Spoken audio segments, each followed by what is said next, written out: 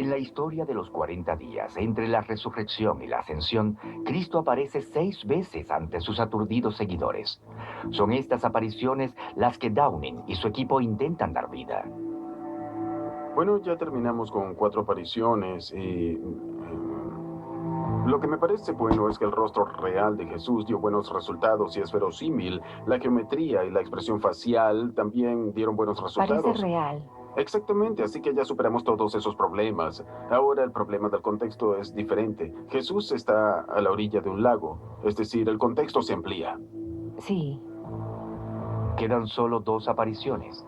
La próxima tendrá lugar en el mar de Galilea, donde Jesús realizó uno de los milagros más impresionantes que relata la Biblia. Pero antes de que Downing y su equipo den vida a esa escena, hay una pregunta recurrente que debe responderse finalmente. ¿Por qué los cristianos de la actualidad saben muy poco de la historia de los 40 días? La respuesta se encuentra en la suerte de los seguidores de Jesucristo inmediatamente después de la crucifixión. La vida, para la mayoría de los cristianos, se volvió un infierno en la tierra. Se dice que miles fueron ejecutados simplemente por creer que Jesús resucitó de entre los muertos.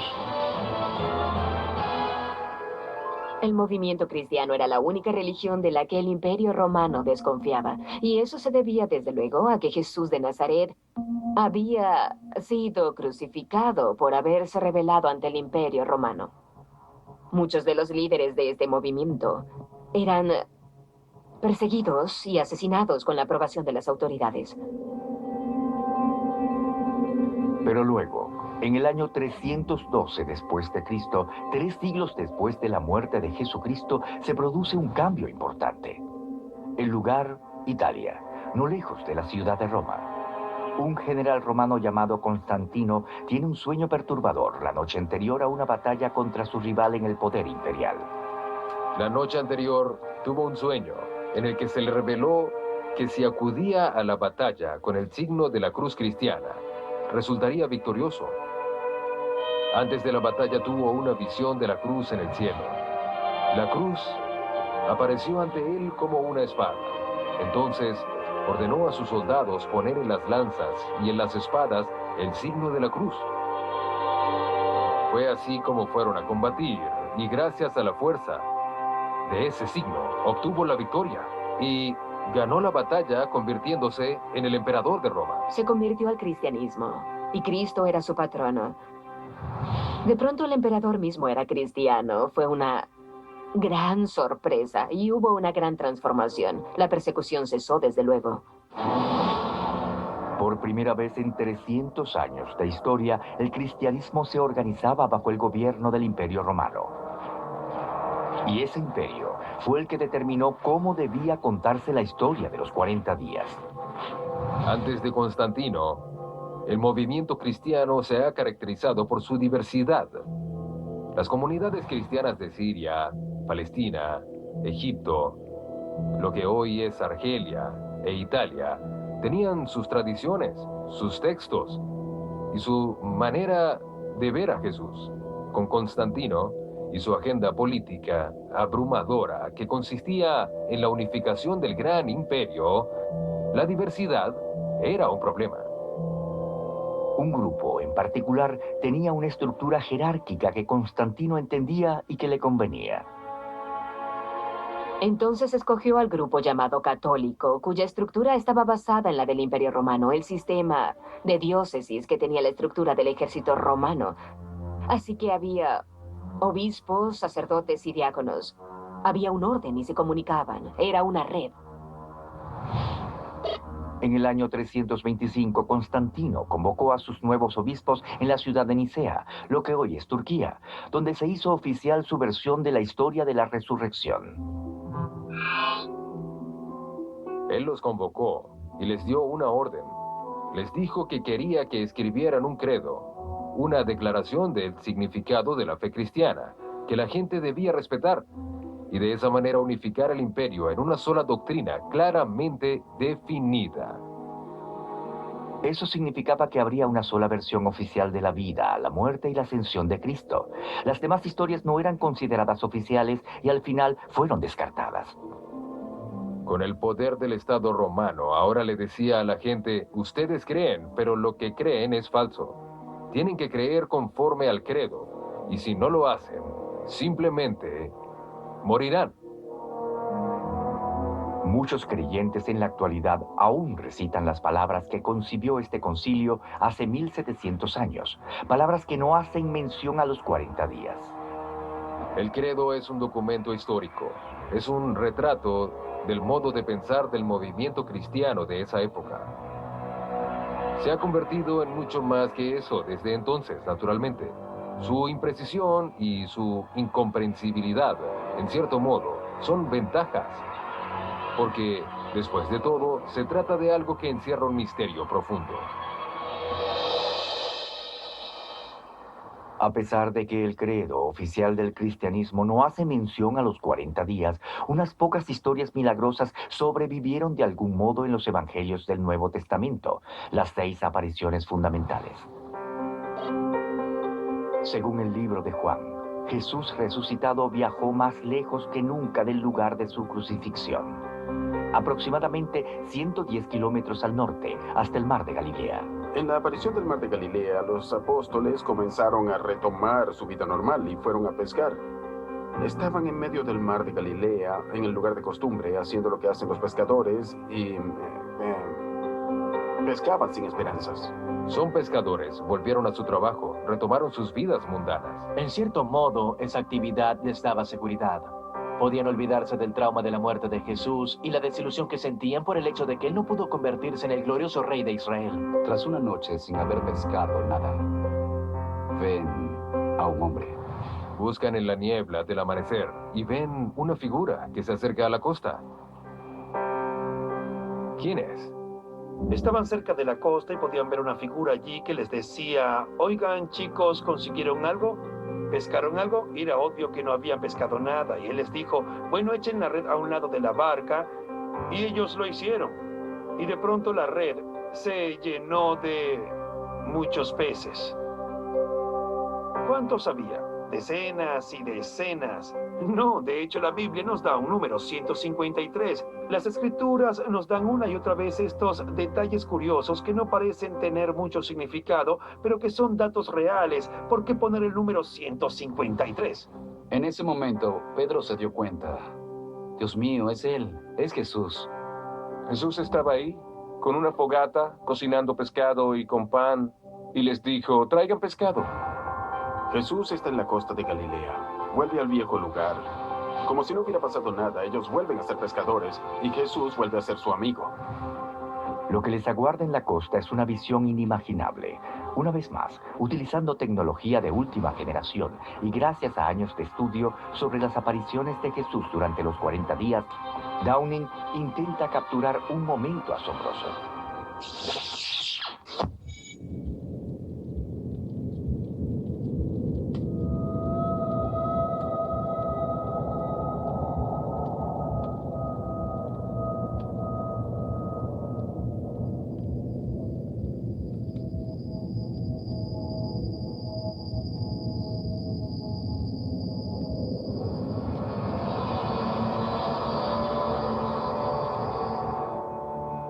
Galilea es importante porque es la región donde los discípulos vivían y trabajaban, y cuando Jesús se les apareció, lo que les dijo en realidad fue, mi resurrección les da una razón de ser, les da sentido a sus vidas, donde sea que estén, donde sus familiares estén, donde sus raíces estén, donde trabajen. No tenemos que irnos a vivir a la cima de una montaña, no se trata de un tipo de espiritualidad escapista.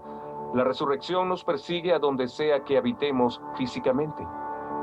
Al final del proyecto, me gustaría decir que en efecto pudimos hacer retroceder a la gente en el tiempo, que el tiempo no fue un obstáculo, que Jesús hace 2000 años y tú 2000 años después se encontraron en un lugar, en el lugar que construimos. Quiero irme con la sensación de que vimos un acontecimiento imposible y consideramos la posibilidad de que fuera real. Con la aparición en el mar de Galilea, los 40 días se acercan a su fin.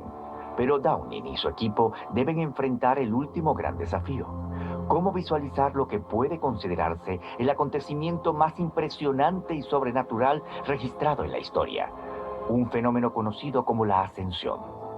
El cristianismo, al igual que el judaísmo, afirma haberse originado en una época y en un lugar real, pero cuando se presentan cuestiones como la resurrección y la ascensión, que ciertamente son milagros, acontecimientos del mundo espiritual producidos en un lugar y en un momento de la historia, no encontramos las palabras para referirnos a esas cosas. Si lo clasificamos como género, sería ciencia ficción. ¿Cómo puede Downing representar este acontecimiento tan misterioso y profundo que ha desafiado la lógica durante 2000 años? ¿Es posible visualizar lo que difícilmente puede imaginarse? Para Downing, la sexta y última aparición de Jesucristo después de su resurrección es la más asombrosa.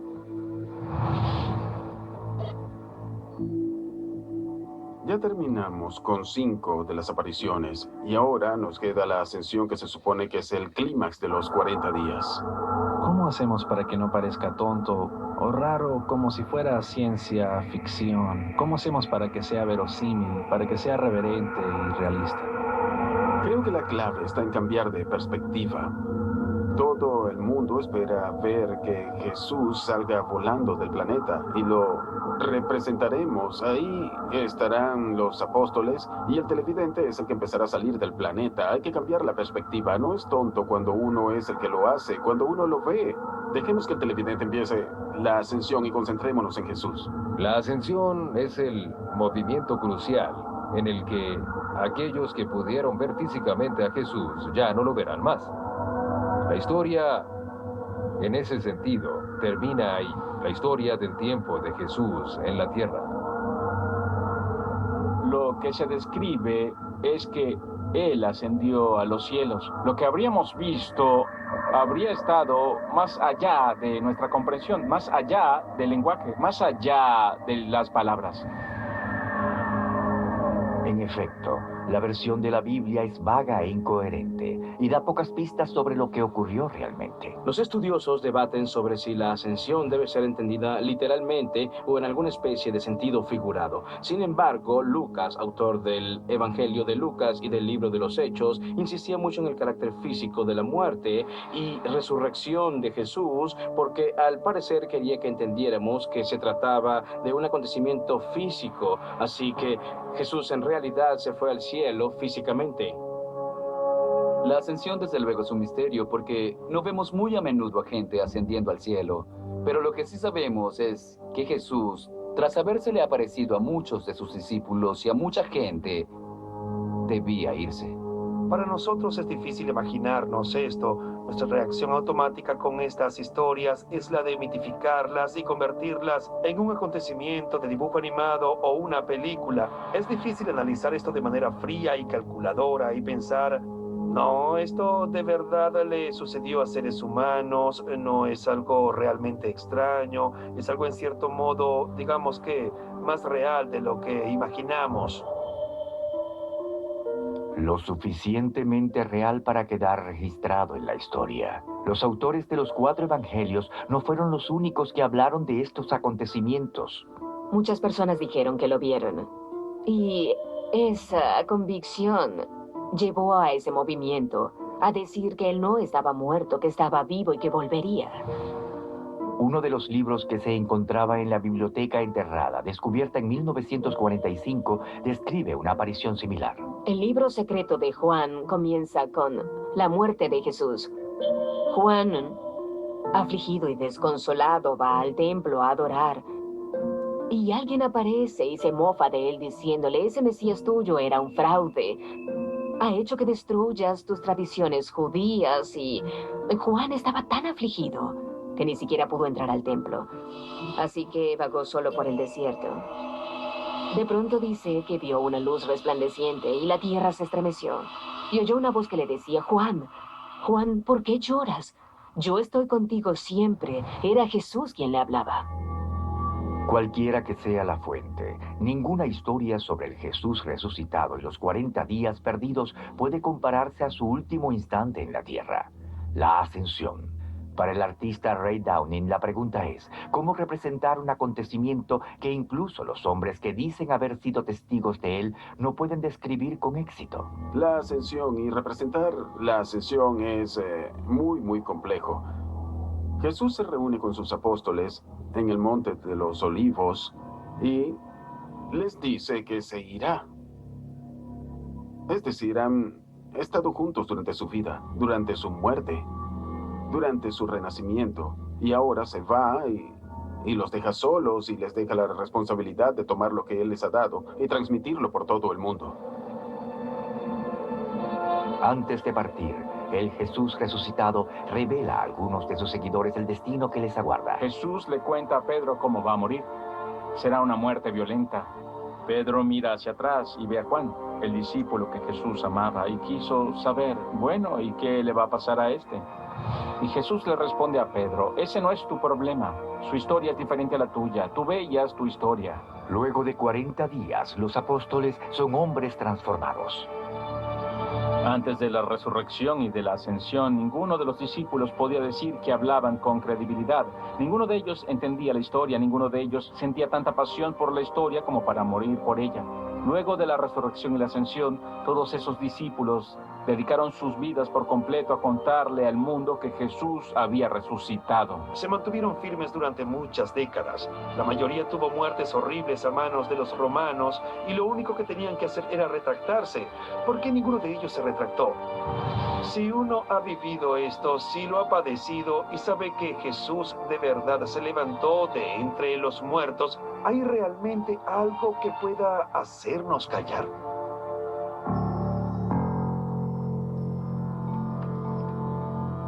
Sí, se eleva a un nivel cósmico. Creo que debemos despegar y ver el planeta como un elemento aislado del que Jesús se está alejando. Creo que podríamos sacarle provecho usando un generador de fractales. Y de ese modo podemos aumentar la extensión de los elementos circundantes, despegar e ir hacia arriba. Echemos un vistazo. Quizá no veremos a Jesús, sino que iremos con Él. Pero ¿qué vieron los apóstoles el día 40, cuando Jesús los llamó al Monte de los Olivos? Es la cima de una montaña, el lugar al que vamos para estar cerca de Dios. La ciudad de la montaña, Jerusalén. Subir te acerca más a Dios, y Jesús sube porque para esas personas ahí es donde Dios está, y Jesús, por lo tanto, está ahí literalmente. El Jesús resucitado, según Mateo, se encontró con sus discípulos y les dio instrucciones. Les dio nuevas enseñanzas y les dijo, me serán testigos en Judea, Samaria, hasta los confines de la tierra, que es una manera de decir, voy a construir mi iglesia y ustedes estarán en la fundación. Probablemente ellos sentían que el tiempo de Jesús llegaba a su fin. Él les había dicho que tenía que volver con su Padre. Una parte de ellos quería adorarlo y otra parte quería estirar el brazo, alarlo y no dejarlo ir. Jesús fue ascendido. Él dijo, debo ser llevado a los cielos para que se cumpla en ustedes la promesa de vida eterna. Y es levantado de la cruz, levantado de entre los muertos, y finalmente es llevado a la gloria en la ascensión, que es la que vamos a representar.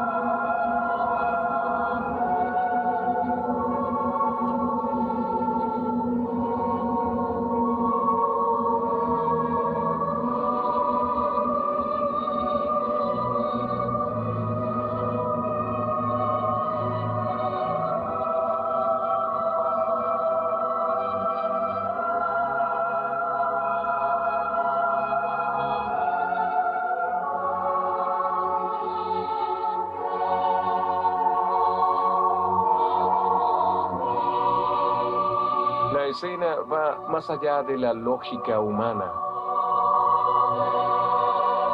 Fue llevado a los cielos y el credo dice, y está sentado a la derecha de Dios Padre.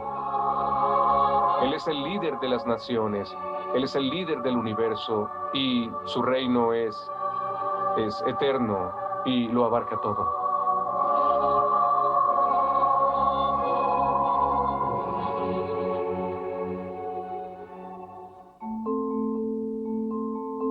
Con la ascensión a los cielos de Jesucristo resucitado, concluye la historia de los 40 días perdidos.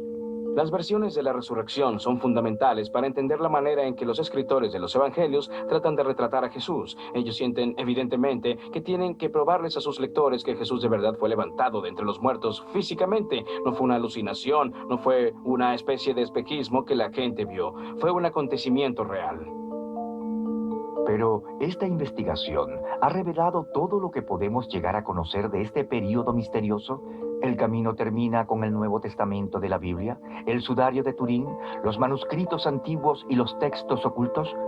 ¿O nos aguardan nuevos descubrimientos, revelaciones del sudario, evangelios desconocidos que aún no han sido desenterrados, nuevas interpretaciones de las enseñanzas de Jesús? El poder sobrenatural de Dios ha descendido a la vida cotidiana, porque la vida parece increíblemente normal, y con eso Dios nos está diciendo que Él habita entre nosotros.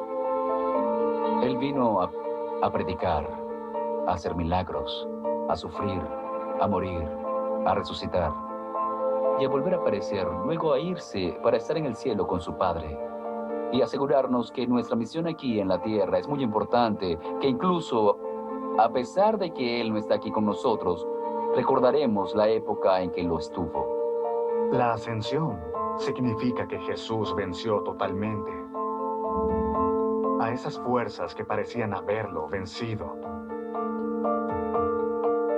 Él resucitó de entre los muertos. La crucifixión no fue el fin de la historia, fue el comienzo de la historia. ¿Recuerdan cuando traspasó las paredes? ¿Recuerdan cuando se acercó a nosotros en la costa del mar de Galilea? ¿Recuerdan cuando caminó entre nosotros? ¿Son reales estas historias? Por supuesto que lo son. ¿Son historia? Claro que no, no en nuestro modo, que somos posteriores a la Ilustración, obsesionados.